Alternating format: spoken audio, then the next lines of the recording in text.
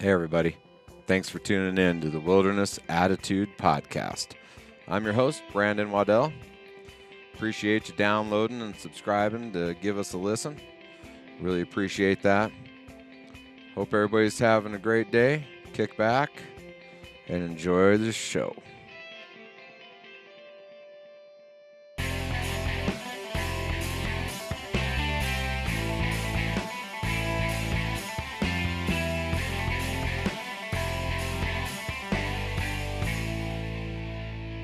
Hey, it's Brennan, Wilderness Attitude Podcast, live on Instagram for a minute.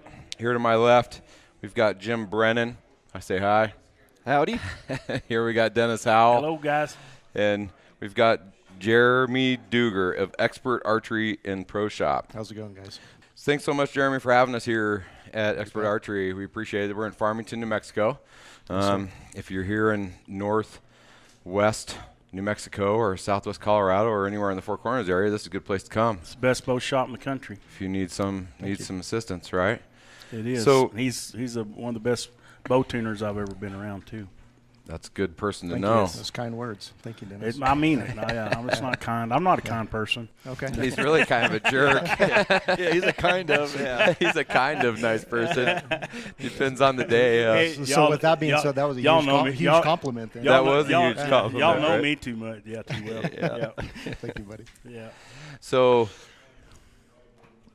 Jim, Yes, sir. tell us a little bit about yourself. I was in law enforcement for a career and left that in Denver, actually. So I'm sort of a local. But then I Right. spent the last 15 years up in Montana, hunting and guiding up there. And now I'm just a full-time guide, and I work in Arizona and New Mexico for most of the year now. Well, that's a little Guiding warmer everything country. from turkeys and big game and everything. Yeah. So sheep and coos deer, and we run lions and bears, too.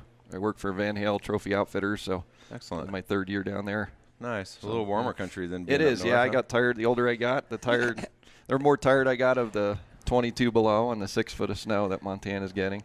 Yeah, when your bones and your knees and everything start working, it starts working on your mental capacity, no matter how much grit you got, huh? It definitely does. The older you get. Plus, I got aggravated with the wolves because they've decimated the Northwest. So now I'm down here where I can at least make a living and hunt myself too. Right. That's good. So Good choice for you. Yeah, I family? like it. Family too? Nope, No? nope. It's just me, a lone bull. Running solo, Yeah, huh? just a satellite bull my whole life. And there's a reason for that. Because he's a kind of as well. Smart, yeah. I call it smart. Yeah, Yeah. For someone who's on his third marriage, I'll give you smart. exactly. Yeah. Herd bulls end up dead. Yeah. You know, so I like being a satellite bull. That's So, good stuff. Well, Dennis, tell us a little bit about you. I mean, some of our listeners know you from the I did podcast. a podcast a while back. We're just here, we're with Rocky Mountain Game Calls, and we're just Jeremy I talked about, and I'd never done a seminar here, so he said, "Would you could do a seminar?" And I said, "You bet, buddy." And so I was glad Jim called me and said, "Hey, you need some help?" And I said, "Just come on down." And he's actually never been to my house, so we've done seminars together and shows, done several shows together, but. So I've known Jim a long time, and we've been buddies a long time, and I've known Jeremy a long time. So I said, you bet, and we put this together, and we're elated with the crowd. I mean, they're still coming in. It's a good turnout already. It's so. a great turnout, and so he owe a lot to him for putting it on and doing a great job on Facebook, and the hardest seminar to do is in your home country because with this I'm really honored. It's a good crowd. So That's awesome. So, Jeremy, tell us a little bit about yourself and your background. Yeah, so I'm an archery lifer. Been doing this since 1992. Yeah. 25 years, and You don't even look that old. Own my own shop. Thank Yeah, you started when you're 6 or what? Right. you. Yeah, I really he's appreciate got that. he's got 18 kids. Yeah. Like me. Yeah, he's been married. You got twice as many as me? 40 Wow. years. Yeah. So yeah, just love my job, love my people. I mean, look at this. Yeah. Just great folks here in the archery community. You really like it. What got you to open up the shop? What drove you there? Well, so that's a long story. I started bow hunting, which got me into wanting to own a shop. But the reason I did it was as a football player in high school, and I was a rifle hunter. And so football interfered with rifle hunting, and my cousin said, "Well, why don't you try bow hunting in January?" And I was like, "What? Whatever." Yeah. You're talking about a mule deer with a bow. This was in 1989, Right. and I'm like, "You guys are out of your gourds. Yep. You're crazy." Right. Well, it was my only option. So Yeah. I went Yeah. bow hunting for the first time in 1989, and the rest is history. Right? Started working at a shop across town. Came across town after expansion was going on, and talked to Glenn over here and got some expansion going, and pretty soon we owned it. So that's awesome. Kind of the short version of it. Kind of the American dream right there. I mean, that'd be my American dream at this point. I mean, I got bit by the bug about 7 years ago, and now it's like I can't get enough of it. I can't keep him away from my house. Yeah, I love it, man. He's in my garage learning elk calling, bowhunting. He's a sponge. I'm just a skinnier shadow. That's all. This belly. Don't let this belly fool you, though. No, I know. You're a bull on the mountain. He can climb some mountains. Yep, that's for sure. It's more air capacity, more water capacity. I'm like a camel. I fill it up, go for days. It's just that a big belly gives you strong legs. Oh, yeah, that's all, right. All there is to it. I've got to get rid of some of it. This is my worst year, I think. But anyway. So tell us a little bit about, Dennis, tell us a little bit about what calls you're representing here today. Well, Rocky Mountain, we've been with them. Jim and I both been with them a long time, and Jim works at the factory, and it's and makes the calls, actually helps Rocky. And the reason we're with them is, Rocky Mountain's one of the best call companies and has the most realistic calls and sounds. And that's why we're with them. They're one of the best. We have more world championships than anybody. And Corey and Rocky both are great people to work with and be around. And, when you hang with top elk callers in the world, it's just it makes your elk calling to another level and brings you up to that level. And that's right. And I love calling elk. It's my first love, and I can't get enough of calling elk. So it's I love the competition end of it, but I love being one-on-one with a big bull in the woods and trying to outsmart an elk. No better sound. There's no better sound, and nobody can nobody can be as realistic as an elk. And so it's a part of it. So. Well, I know that through my time playing with you in the garage and working on calls you've given me, and some I've bought that I've thrown away because I just can't seem to make things happen as well as I can with a Rocky Mountain call. That's for sure. That's for sure. But I'm intrigued by the idea of even going up there and Jim, you getting to help him make those calls. That would be awesome. I've helped build a lot of the stuff over the last 8-9 years. Yeah. Yep, just putting everything together, and it's a small 4 or 5 people, and it was in his driveway for 25 years. He finally just moved to town with a little shop, and it's American made. Everything's built by 4 or 5 people. Every single product we have packaged, everything is built right there. I couldn't imagine in a little town of Kamiah, Idaho. Yeah, I couldn't imagine going through the assembly line and then just finishing that last stamp and going in my mouth and making it go. Rocky does test them about every 10 calls. He tries them out, and but a diaphragm is, it's hand stretched. Right. So there's a certain way to do it, and it's amazing. It, so it's a different industry. They're all basically built the same, but when you have 3 or 4 people that hunt building them versus factories overseas or machines building them, there's no quality control. So if something goes wrong in the middle of a batch, you don't know it until they get out on the street. Yep. And by then people won't use them again because they had a bad experience. Mm-hmm. So like he said, Rocky's there, and he'll try. It depends who's building them to make sure you're stretching them, or sometimes you'll just get bad latex, right? Because we can't control that, and that's every call company. Exactly. They all get the latex from the same exact place. Right. Yeah, there's only one latex maker. Yes, Do exactly. I understand that correctly? So you can color it and dye it and say it's brand new and revolutionary, and it's it's good sales pitch, but it's the same company in Malaysia building it for everybody. Yeah, gloves, everything's, all the latex made the same place. Oh, but damn, I didn't know that. Yep. Yeah. That's pretty cool. Did you know that, Jeremy? I did not know that. I didn't know that either. See, I already learned something. I already learned something at the seminar. And a lot of people don't realize we make 3 different size frames and tapes, because not everybody, if you got a child or a woman or just a guy with a narrow palate versus somebody that's got a wide palate, will fit you, look in the roof of your mouth like a dentist and say, yeah, you're a medium, or man, you got a really high palate. Now the palate is the actual the vinyl part of, not the vinyl, but what's the outside made of? That's just the tape. The palate is the top, like your roof of your mouth is your palate. So anything put on top of a diaphragm is a palate plate design or a tone top. That's anything what fits against your palate. Right. So, and the other thing is, too, when we do a lot of shows and these seminars, we teach people when they buy a call, we don't want them to leave till they learn to use that call, because we can go with them about 2 or 3 minutes, and then, just like I've done with you, and go, higher, lower, more pressure, less pressure, and we know exactly what to do. And we do sometimes with these big shows. We do this for 8 hours, and we're a horse, and we got diaphragm breath, and we're beer never tastes so good. We're and everything, sick. yeah. We're sick of elk calling, and so it's and then it all starts again tomorrow. You know what's really cool? This is the fun part. What I think is really cool about that is when I've been doing this 25 years selling diaphragms, and I'm not a great I'm a mule deer man. Yes, I'm going to admit it to everybody, yeah. right? I'm not a great elk hunter, so I'm going to sit in this seminar. I'm going to learn as well. But we never sold calls that way when I started. It was like, here's your blue one, here's your brown one, and that's how it was called, right? So I feel like the education has evolutionized. The internet has changed. Right. We never looked. I never looked into the top of anybody's mouth and went, "What's the size of your mouth?" Yes. Like ever when we sold those. Yes. It's like this has 2 reeds, this has 3 reeds, right? Yeah. And we talked about very simple things. Yeah, exactly. So this is going to be great tonight because just what you're talking about right here is well, we go through it's all be very this tonight. We go through it all, and these guys are going to come with so much information that it's actually I had a guy that thought he knew everything in the world, and he come up to me after a seminar one time and said, "Yes, I learned something." Well, I think everybody can learn something from everybody. If you can take one thing away from it, it was worth it. And if one thing is successful and one little trick and it gets you a bull, then heck, it's worth the free pizza and free seminar. And, so I'm in because I have an elk tag this year, and everybody was like, "Jeremy has an elk tag? Yeah. Jeremy's going elk hunting." I may have to come. I get that from all my customers. I may have to come call for you. Well, I know I'd kill a bull if you do. So I will. They're gonna let you out of the cave, huh? Yeah, they're actually let you leave. I'm gonna just close the shop for a week. I'm not gonna close it. I'm just gonna leave it. Well, if my daughter will if handle I ain't busy, I'll go. I promise.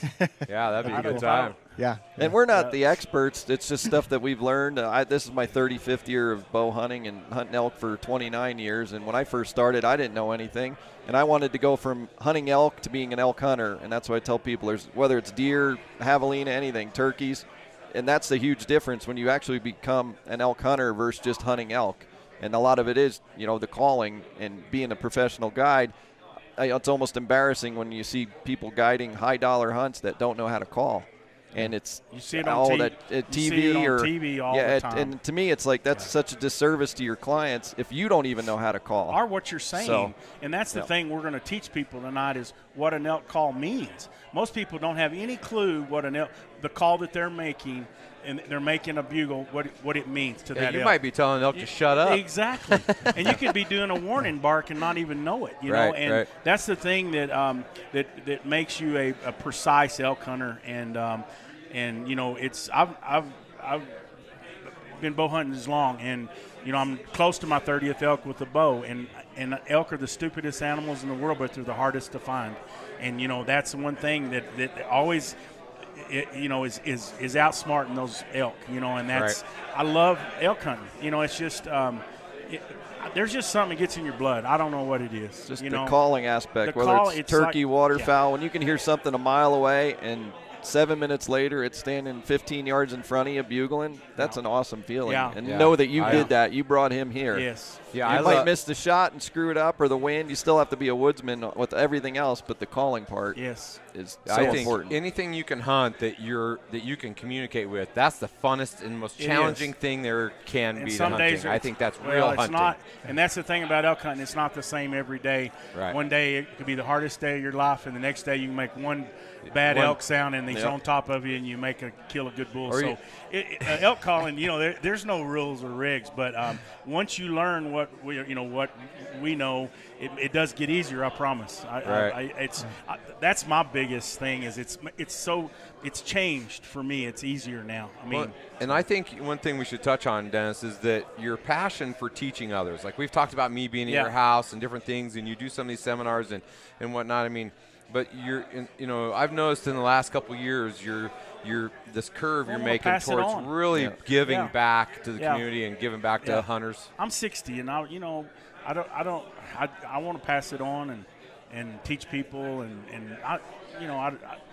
I love it. I didn't know you were 60. I'm 60. I've never met a man 60 do what you do. I'm I really don't. Usually everybody's dead by 60. Yeah, So that's next year. Yeah, That's pretty. Yeah, he's not allowed to die till 61. Yeah, exactly. I got to get one more elk. Man. Yeah. I don't want to waste. That's awesome. Thanks. Yeah. I don't want to waste a $50 tag. Well, Cheap. That's so not true. Because I know you. I have 21 points in elk in Colorado, so Right. I can't die till I get that tag finished. So I got to right. get. So hopefully I draw that elk next year, and then my wife says, "When are you going to quit?" I said, "Probably when I'm dead, but I'm not quit till I can't pull a bow back, and then I'm not right. going to gun hunt." Yeah. My goal in life is to, when I get old, I want to be a cook in a camp like Jim does, and cook everybody food because I love to cook, and just they call me Cookie, and I can stay there and 70, 80 years old, and have me a bottle of whiskey hid under the cot, and and then while the hunters are gone, take a nap. And, hey, what better? I mean, listen to their stories when they come back at night. Tell them how good I was in my younger day. Yeah, I back think in the day. that sounds pretty cool. It really does. Well, or even just being able to give that one tidbit of advice that might change that guy's hunt, just because They're not going to listen to a 75-year-old man. Well, not if you're drunk. Well, at breakfast. Or senile or whatever. They'll know who you are, so they'll listen. Right. Yeah. Exactly. But just even because you know how to call doesn't mean you're going to kill anything either. 14 years in Arizona, I finally drew. I didn't kill an elk. And then 13 years last year, it took me to draw Utah, and I didn't kill an elk. So it happens. Yeah. Yep. And I'll never draw those states, chances are, again. Ever. So, Yeah. or if I am, I'm going to be, another 10 years older. That's right. But at least I had a lot of fun, and we called a lot of bulls, just not the right bull. Yep. So. I was going to say, how picky were you? Yeah, but with those tags, you tend to be picky because it took you so long. Yeah. Not me.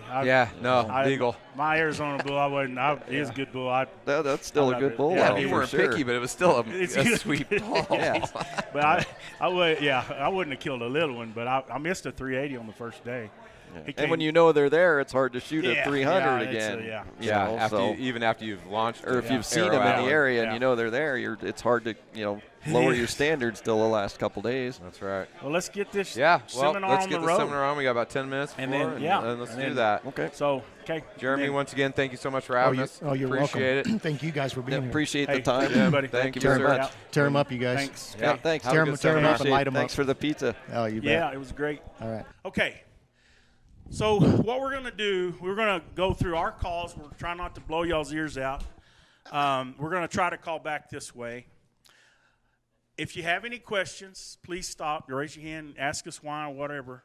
But I did this as our local area because it's not fair when you draw the Gila, when you draw Arizona, but as of a public land hunter in Colorado, our bulls are high pressured. So around unit 74, 75, right there by Durango, our bull-cow ratio is about 16 bulls to 100 cows. So everybody goes, why do our elk hang up? I can't get them to come in. Well, why do they want to leave when they have all the women in the world and there's only 16 bulls fighting for 100 cows? Well, this unit I drew in Arizona, about 54%, 54 bulls to 100 cows. You cannot make a cow sound. If you make a cow sound, and Jim's guiding down there right now the last couple of years, if you make a cow sound, you better be ready because the bulls are coming. I mean, they're going to come check that cow sound out. And that's where your decoys, and we're going to get into decoying, but when them bulls come in, they want to visually see what that's going on. But that changes the whole complex of calling. So in Colorado, when we get into that situation, then I change up my calls. And I made this seminar as kind of our high-pressure area, y'all's Unit 2, the smaller, tougher areas. And so that's what we kind of set this program after. Anything? And a lot of it's the herd structure, but also the age structure, too. There might be, 16 bulls per 100 cows, but only 4 or 5 of them might be mature bulls. So the raghorns, sure, are going to try to get a girl or a cow here and there, but usually the main bigger mature bulls are going to be the ones that are competing for most of the cows. So you're not even competing with all 16 of them. But like you said, in Arizona, the ratio and the age structure, because of the limited tags, the calling, you don't have to be a great caller to do pretty well there. But even then, you're not guaranteed to punch a tag. but it's definitely different everywhere you go. Montana, where I was at, it's about, I don't know, 7 or 8 to 100 in some spots, or even in Rifle, Colorado, when I ran a ranch there, the ratio was terrible, especially on mature bulls. So that's why I'll talk about, and we both will bugle, and I'm a bugler. I kill 95% of my elk bugling, period. Cow call a little bit here and there, or if that's what the bull wants to hear, I'll check his temperature. But, you know, when there's that many cows and you do a cow sound, why would I come a half a mile across the drainage and up the other side to get that cow when I have 63 of them here or 200 of them next to me and just a couple satellites? But if I get in close and I bugle, now I'm at risk of taking some of his cows. So the bugling works so much better when you have those ratios that are screwed up like that. So we'll talk a little bit about that, and too. As we go, we're going to try to tell y'all what we're saying, because I've been around so many of my friends and teaching guys and Brandon and everybody else. They really didn't know what they were saying. You know, they're making elk sounds, but I said, what are you saying to that elk? I don't know. Well, he knows now, you know, because it makes a difference, you know. So that's one thing we're going to go through. But under high pressure and early season, how many of you can use it? How many of you have never used a diaphragm? Okay. How many of you can't use a diaphragm? Okay. Okay. So we got calls for both of you. So you guys that can't use a diaphragm, real quick, if you can make a turkey sound, if you buy a diaphragm, just put it in your mouth and try to make a turkey. If I can get you to make a turkey sound, then you can make an elk sound. Everything with elk is E-ah. Everything they do is E-ah. You know, so try to think of that as you're making your elk sounds and make that E-ah. E-ah. I was hung up. E-ah. Okay? So in your cow, with your diaphragm, you're going to do the same thing. I'm going to do a turkey.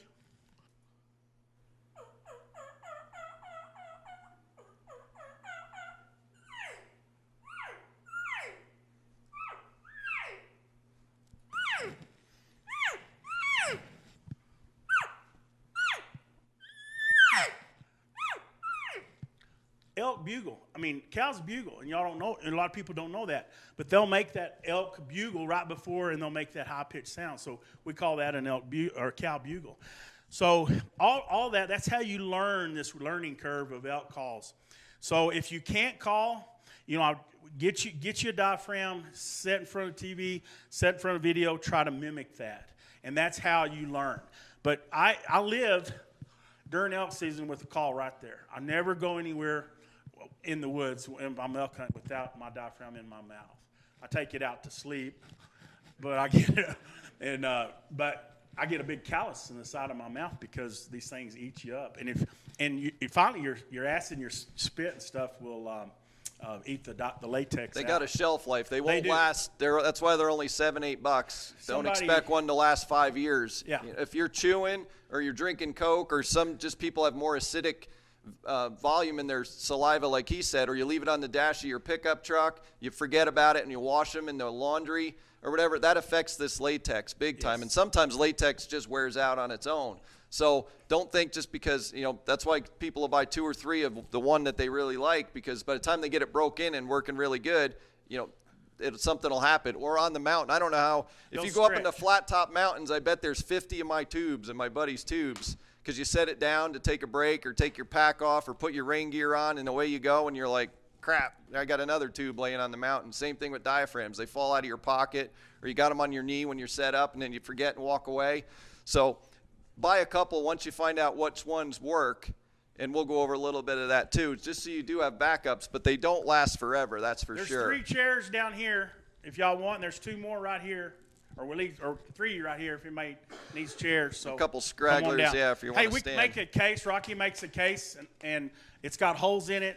And these diaphragms, you can use a coin purse or whatever. I don't like a coin purse because you get so much spit in there and it gets to stinking. And, you know, anyway, so I usually put my diaphragms in this case like this, and if I'm eating or whatever, and I just set it like that.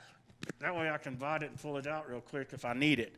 So, but these cases let you keep your calls clean. They keep your, they let your calls dry out. I keep my calls in a refrigerator when I'm not using them, not in the freezer, but in the refrigerator part. And they last a lot longer, but I'll go through about two diaphragms a year or during hunting season. So, yeah, one of my buddies, how old's that diaphragm? It's a year old. I practice with it all the time, and and I said, here, you need to get this started because it starts. You can look at them and see a wrinkle in the latex. Yeah, if they start wrinkling, you just know. You're going to fail. Okay, so early season, we're going to do location sounds only. We don't want to sound big. We're going to ask that elk, where are you? Is there any elk in this valley? So we're going to do I like to do a small bull, and he'll do one location bugle. So I'm going to do a small spike bull with this. I'm a diaphragm man, but I want to show y'all this.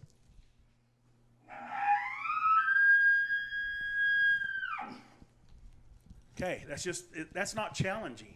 What I'm saying is, where are y'all? And most likely, a bull's going to answer back like this.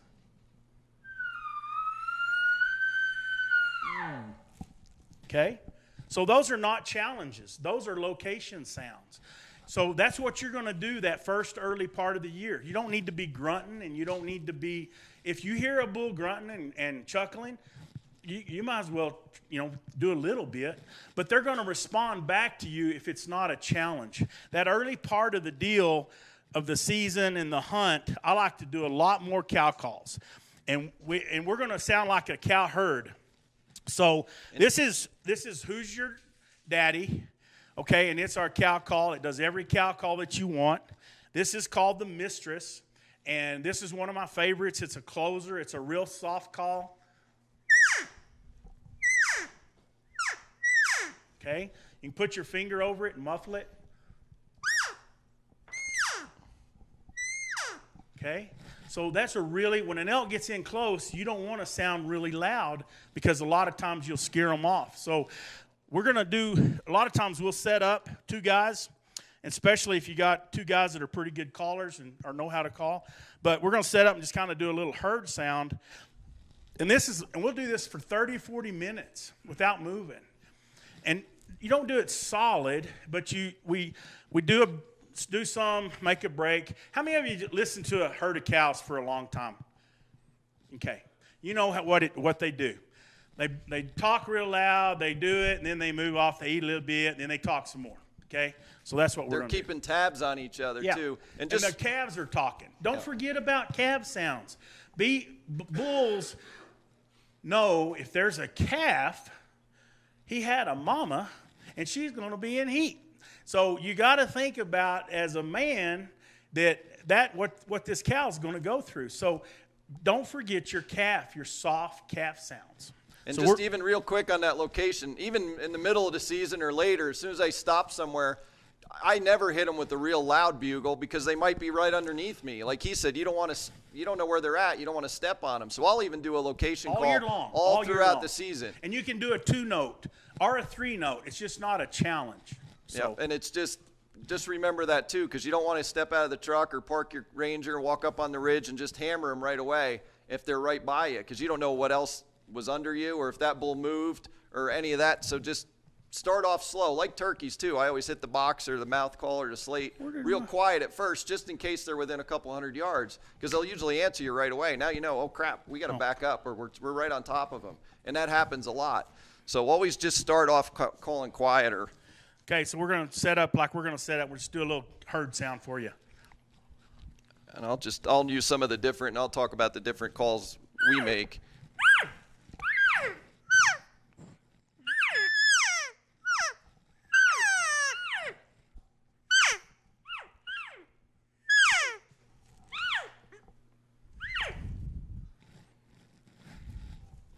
A lot of times, you can have a diaphragm in your mouth and then use your hand call too. You just got to go back and forth. And you can use it in the side of your mouth.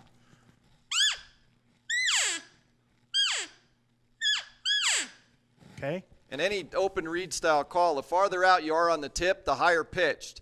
That's why we tell anybody, whether it's our brand of calls or any of the other companies out there, get an open reed style call.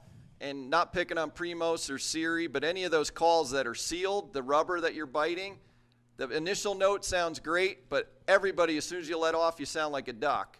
And no matter where you bite that call, it makes the same sound. And if you take anything out of this seminar today, it's versatility and variety. Have 2 or 3 different cow calls with you, 2 or 3 different bugles. I don't care if it's ours and a Primos or HS or something, so you can sound like actual elk and sound like different animals. But those bite down calls that are rubber, number one, you can't clean them and they clog, but to me, they're not a realistic sound when you let off of them. No matter where you bite it, you can't put any personality into it or any emotion into that call, where on an open reed, you can adjust your lip pressure and your location on this reed to sound like different cows and calves with the same call, too, if you had to. Also, our calls are made with the trough in them, so they won't spit up like a lot of calls, and they're curved. So you know how you call a lot of calls and they get a lot of spit in them?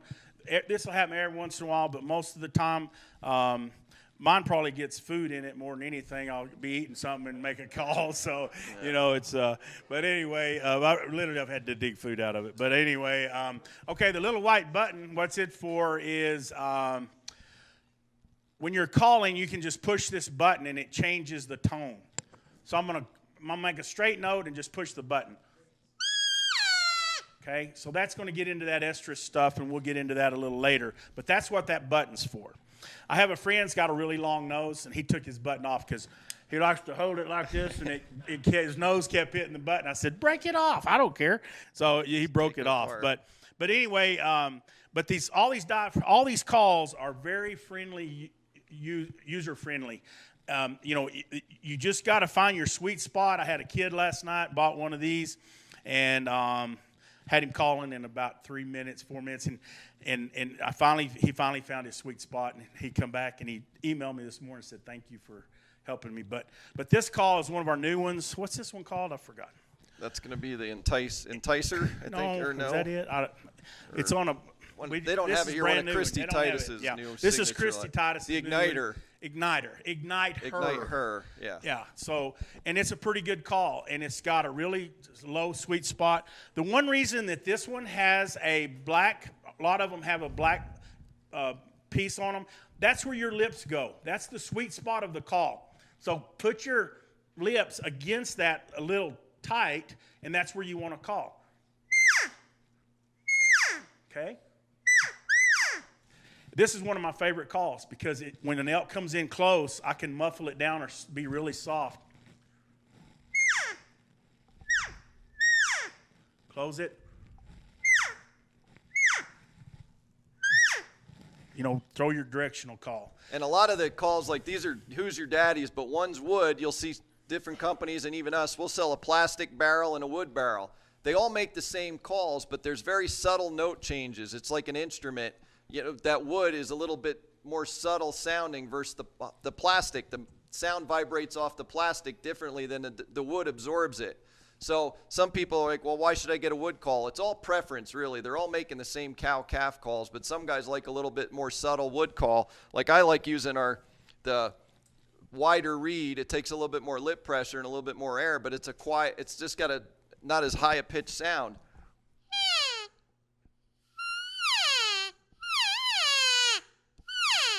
Takes more lip pressure, though, on a wider reed. So that's just something to remember. Why is it wood or plastic or the wider reed on it? This call is really good for doing the hyper or estrus buzz that we'll talk about here, just because you put your voice in it.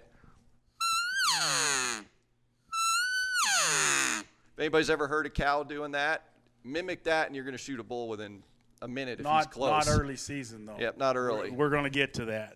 So we went through all this, no estrus sounds. Do not get out there and make estrus that early season. While we're trying to locate bulls and then move in on the cows. So that's the big thing. Okay, so we're going to use our calls to the Tommy and the Rut. So right now we're thinking we've been through that early phase, so we're going to start getting into that second phase.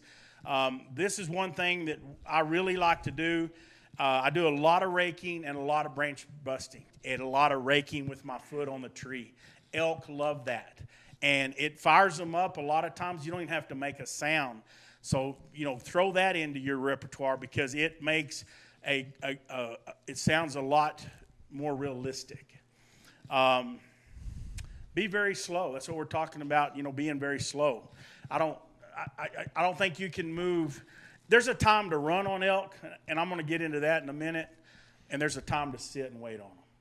And so you've got a 50-50 chance in elk hunting, everything you do. It's either right or wrong, or we're going to kill him or not. Yeah. Is that not true? But you won't know if you don't go. How many of you try. go? How many of you had an elk coming in and should we call or not call? I don't want to screw it up. Yeah. It's the worst thing to do. Everybody, yeah. Because you don't have confidence in your calling. I think he does now because I've worked with him. But I'm going to call. I'm going to make the sound. There's not an elk that I can't talk to, and I can tell by what he's saying to me what bull to go after and what that bull's probably going to do. Is it not true, Elliot? And Elliot's hunted with me, and I'm going, this is the bull we want to go at. This bull's not going to come. This bull's coming. And Elliot slows, how do you, and I try to, and I show him, and he said, that amazes me. But I can guarantee you, once you learn these sounds and learn what these elk, and Jim does it as much as anybody now, especially guiding, and he can tell that guy, we're not going after this elk. What? I have never killed an elk. We're going after this bull because this bull's hot, or this bull's more aggressive or answering me different. You can tell by his answer. Yeah, answering by his, answering. Or the terrain might dictate easier, or the wind's better over there too. You got to remember all those factors as well. So, but yeah, you can tell, and me and Dennis and Rocky and a lot of people, you can have 10 different elk company calls out there, and we'll sit on a ridge and we can almost guess. Yep, that's Primos Terminator. Yep. Oh yeah. Oh, that's a hoochie mama. Everybody on the planet knows that. The worst call. If you got one, burn it. Just our thought. Let me tell you one quick secret. Yeah. Okay, for 20 years, Primos has paid Rocky a franchise fee for using his calls. Rocky invented the diaphragm, the tone top. So Primos is not. They got. How do I say that? They made agreement with Rocky. The patent rights. He bought the patent rights for 20 years. So. Rocky is the inventor of most elk calls. I mean, he was the guy, and now all of those patents run out, and so it's kind of a generic trade, but that's what's going on. But this is how I like to hunt elk. I love my mules. I love packing in and helping guys, and I love, it's not so much riding them, but I love just leading them. It's fun. It adds a whole new part, and they're a great tool to have, and they really come in handy hauling elk out. And older you get, I've done plenty of them on my back and helped many a guy. But the last 5 or 6, 7 years, really got into mules and really have a lot of fun with them. Okay, this is the best part. Why I call? I call to locate elk. What do you call? To bring them into my lap. That's right. Yeah, to bring them in. That's what we're all here for. We want to know what they're saying. So we got to make those precise calls to the timing of the rut. And we're fixing to get into those phases. So I try to call so other hunters won't call back to me. What? I don't want to call in a hunter. If I hear a guy coming in on this ridge and he's doing a tooty, fruity, hooty, whatever, I just shut up. Maybe I just heard a bull. I got a bull in picture in here, and we called this bull at about, put him to bed. He went to bed, but he never made a sound bigger than this, and he's a big bull, and Doug, my buddy, I called him in, he killed him, but.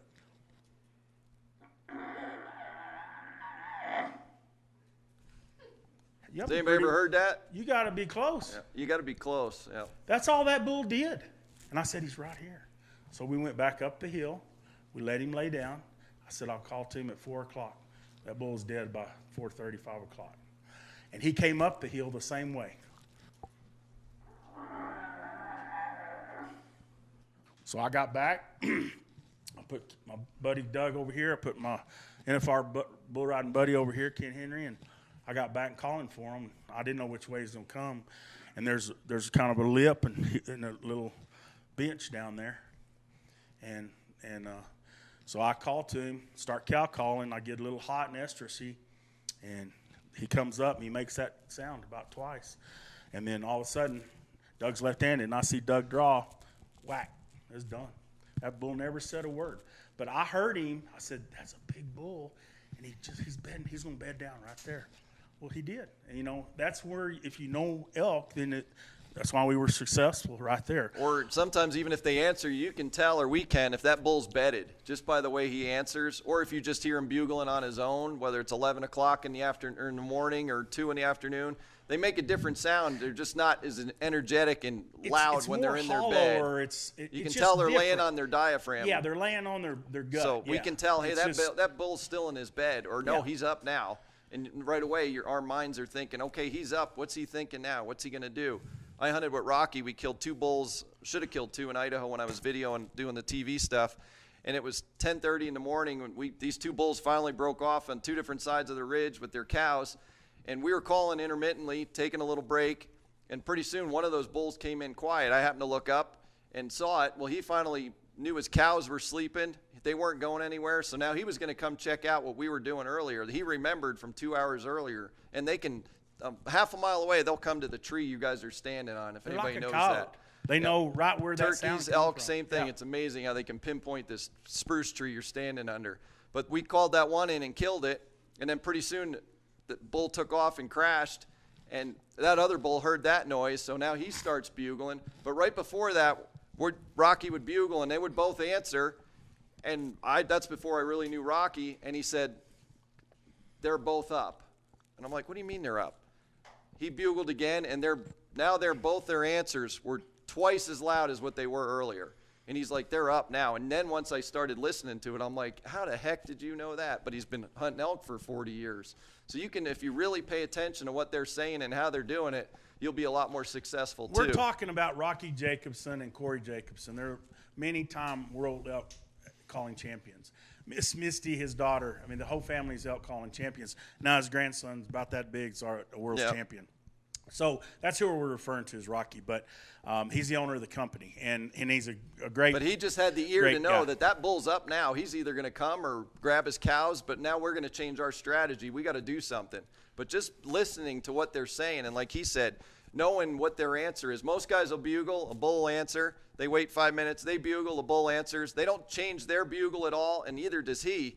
And sooner or later, he gets bored and either walks away or just shuts up because you're not saying anything different. You're not challenging them. You're not displaying. You're not getting closer.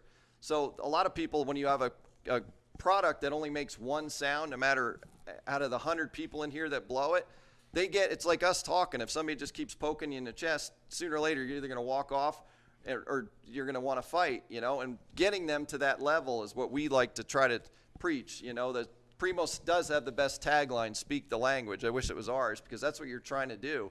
And knowing what they say and learning what to say different things and what time of year to do it. You'll be a lot more successful when you realize it's not just a bugle and he answers and that's all you do.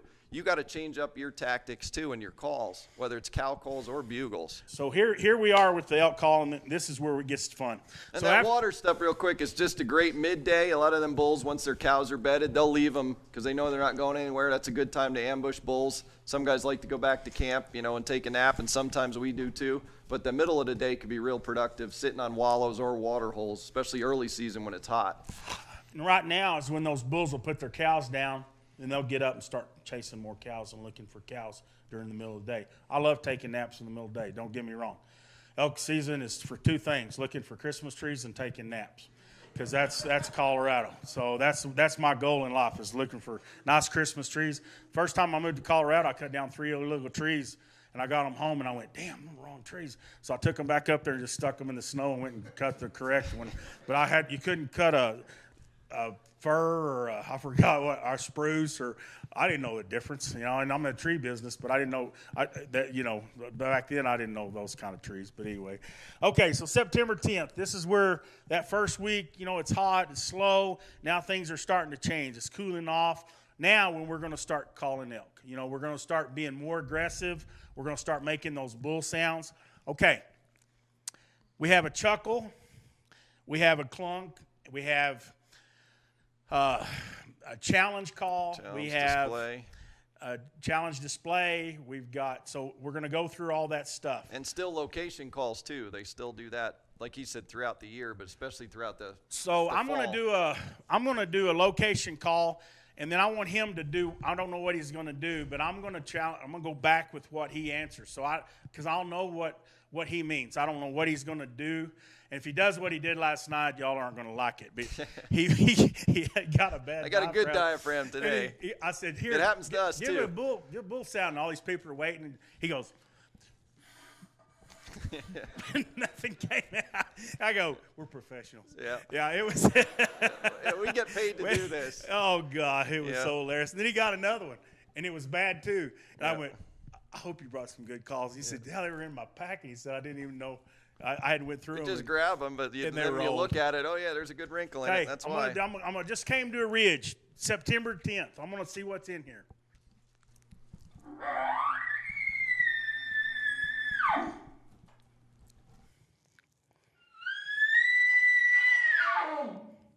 Wow. So I'm going to tell my buddy we're going. This bull's fired up. He challenged me. Did y'all hear the difference? Okay. So now what am I going to do? The personality in it. What happened, he went to the bathroom. When we came back, I was sitting next to his girlfriend at the bar. That's exactly what I was doing. Probably a true story, doing. But anyway. So now what am I going to do back? I'm going to either do some cow calls, some estrus, not estrus, maybe a little bit of estrus to see, but I'm going to bring that estrus in a minute. So what I'm going to do is challenge him back.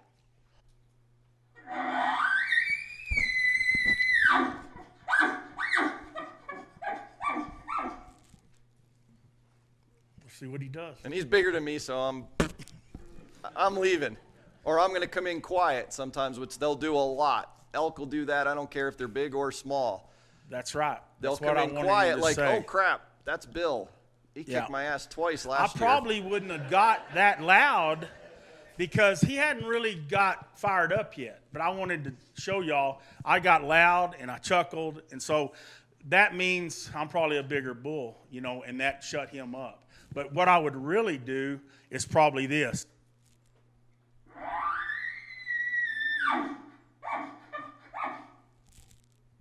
So he's going to say, and then, well, he's not that big, So now do your calling, and I'm going to. Because you can still, a 3-year-old bull or a 10-year-old bull, if you get them to that level, checking that temperature, getting them to fight. If they want to breed, they're going to fight. And sometimes a teenager's chest is all puffed up, and he thinks he's a lot tougher than he is until they actually display and see each other, or he knows. I think the elk know each other like we do with voices. If you call me, you don't have to tell me this is Jim. I know your voice. Yeah. Elk live with each other, and I think the same thing with odors too. They know, oh crap, that's Steve. Don't mess with him. Well, they've never smelled anything like me. That's Dennis. He's got a broken ear, a limp, and he's missing a horn. We can take him. He's past his prime. He hasn't bred in years, thankfully. So, but I tell people, elk are the same as us going out to drink. If we're two 50-year-olds drinking a beer at a bar or a iced tea or whatever, and we're talking and you come and interrupt us, we're like, get away, knock it off. Yeah, you turned 21 today. That's awesome. Go play pool, and we're going to go back to talking. But now if somebody else comes in, whether it's a bigger guy or somebody like, well, he's in the gym a lot, and he gets right in between us, well, now we have to change. We're going to have to do something different. And it's the same thing with elk, getting them to that level where you have to get them where they're going to be fight or flight kind of thing. So, and a lot of it is by your sound of your bugle tubes, and that's why we stress, again, versatility. And just why the design of our tubes, small in the opening here, it's like a tube, but why is a mouthpiece on a tuba this big and the end is this big? It's purposely done that way. Same with our bugles. So you don't have to use as much air, but on this back end, it sounds serious. You get that depth and resonance out of a chamber in a tube. The old vacuum cleaner style tubes that some companies still make, they're great, but most people will run out of air before you can try to chuckle or get a 2 or 3 note bugle because you can't control it because it's all one, size. So just your design of your tube is important. We have 2 mouthpieces. This is the big one, and this one, see the spring in this one? It's called the Vet. It makes it really resonate. And this is the one that I use, and it's a great, I don't have to blow as hard, and it makes a better sound. Corey likes this one, but you can't hold your air. You're all out of air. Twice as long. That's what different holes make. They both will make the same sounds and work, and some guys like to do a lip ball. They want their mouth inside the mouthpiece versus the outside. Basically the same sound. Or they don't want to carry something as big. I'll carry a 55-gallon drum. I do not care because I want to sound like a bull, and I'm there to kill that bull. So size and, people say, oh, that's too big or too bulky, or I only use a little, call. And these are great, but I can't make this sound big no matter what you do, because you don't get the depth and resonance. And sometimes you have to sound bigger or equal or bigger if you want to get those bulls to respond to you. And now you're a threat. Now I'm going to come.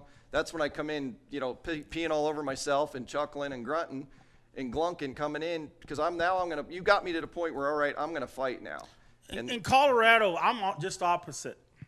I've been on the aggressive end in the good states and the big bulls and all that. But where I'm at, I try to sound not as challenging, and I do a lot of soft cow sounds or small bull sounds, and I just try to get them to talk, because a lot of times our bulls are really tough-lipped, and then unless you get into that rut deal. But on the higher pressure areas that we hunt, and especially Colorado, those bulls get called to a lot, and I've noticed the elk are quieter. They still make sounds. They're just not making that long distance, raspy, whatever. They're doing this.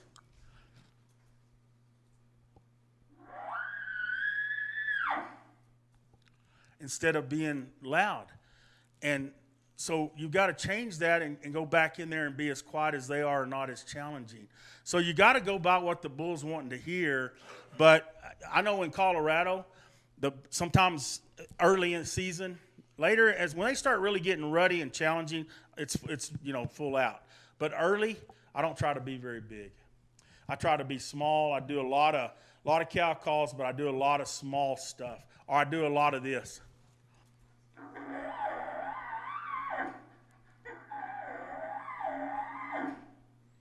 And then bulls, it fires them up. And it's not a loud sound, but it's still, they know it's a big bull, and it is a challenge. But that works in our part of the woods really well. And if you can see the elk, of course, anywhere, it's more open here, western Montana, where I hunted forever. You can't see 20 feet. So if you can see that it's just a raghorn or it's a big bull, or a lot of times don't go by their bugle either, because I've been fooled so many times. You think, oh, that sounds like a little raghorn, or it sounds like, one just all he does is growl like that or chuckle, and out walks a little 3x3, and you thought it was going to be the next state record. Do a couple of big sounds. Let's do some challenges for them, and then we'll go to estrus and just to get them some of them. That.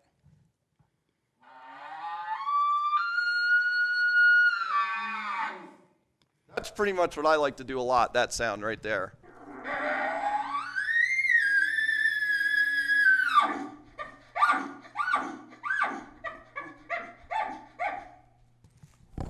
I like to chuckle a lot. I do a lot of chuckling. And then a lot of times you get those young bulls, they chuckle real quick. Y'all heard elk do that? That's a curiosity chuckle. That's usually going to be a young bull. Or what about this?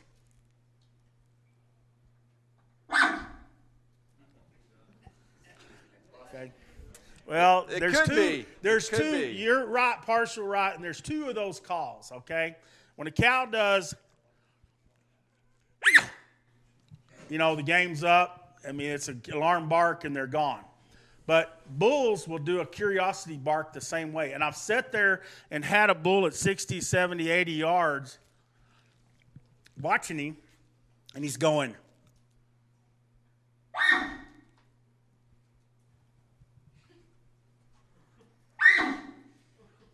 And he just keeps doing this, and he does it back and forth. And he doesn't know what I am. So that's when, if you get something like that, do this.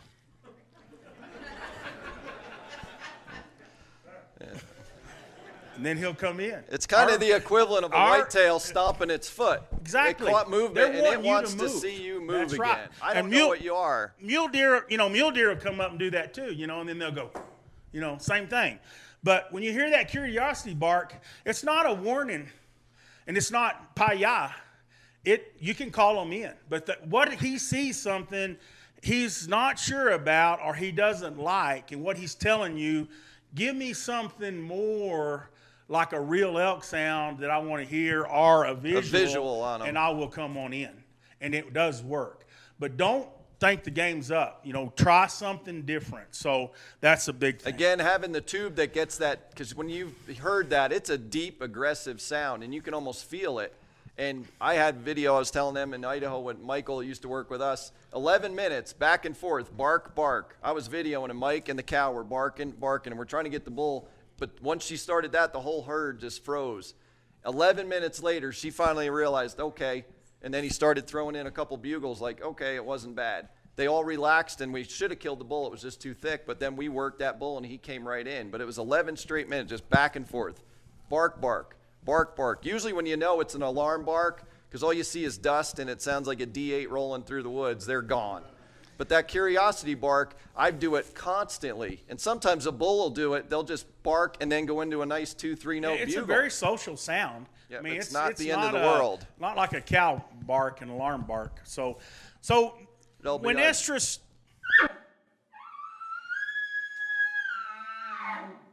We hear that a lot, where they'll just throw that bark in at the very beginning for whatever reason. Don't know. So that's kind of the aggressive elk sounds from the bull sounds, and you can go on and on and on. But that kind of gives y'all that gamut. But when around the 10th, cows are in heat for 24 hours roughly. And they're getting to estrus. They get into that estrus sound because they go, I need to be bred. So I'm gonna And do a quick raffle thing too. You need to come take care of me, okay? So that's what that estrus sound means. So, and it goes, once it starts, then those cows are starting to come in. And so you can get as, I call it honky as you want on estrus. There's no rule until that estrus scream, and that estrus scream is going to be later in September towards the end of that rut. So when we do estrus sounds,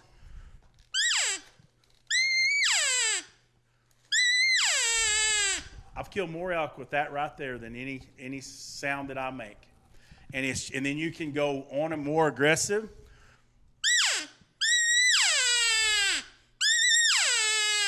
Okay? You can do the same thing with the diaphragm.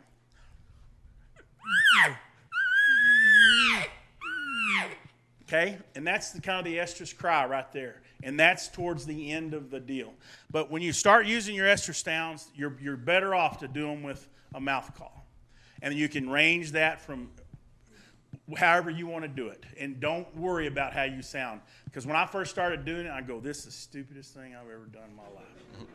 And I'm going to tell you, until you see a cow coming down the mountain and the bull's behind her, and you're doing that estrus, and that cow's coming in to go, I want to see what lady's getting the man. And that's what I think happens.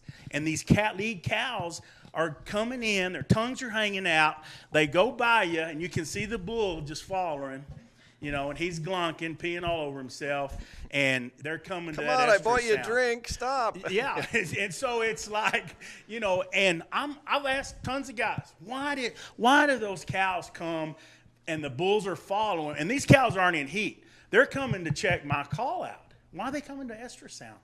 Cows will come, and they're coming in because they're the lead cow. If something ain't working, start rubbing. Break if you're not branches, doing that, roll rocks, anything. Yeah, elk are not quiet. And I don't know how many guys have made a mistake going, be quiet. If they're close, yeah. But elk can't hear you. They're listening for sounds. They're listening for the challenge of the raking. They're listening for the calls. They're kind of a long ways off. Unless you're making a bunch of noise or coughing or whatever, then that's different. But rubbing and raking horns and using I used to carry small horns and crack them together, and that does work, and especially when bulls are fighting. How many of y'all been real close to two bulls fighting? And, okay, did y'all run in on them?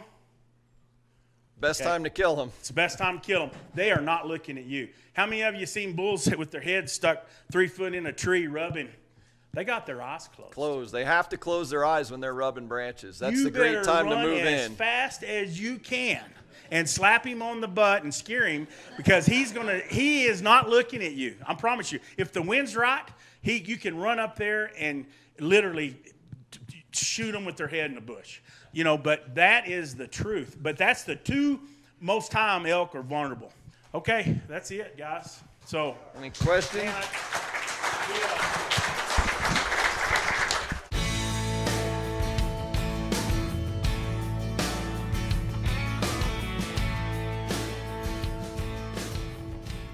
What a great show. Appreciate you guys tuning in and listening. If you guys got any questions, comments, concerns, good, bad, or ugly, please go to wildernessattitude.com and drop me a message there. I greatly appreciate it. Thanks for tuning in. Catch you later.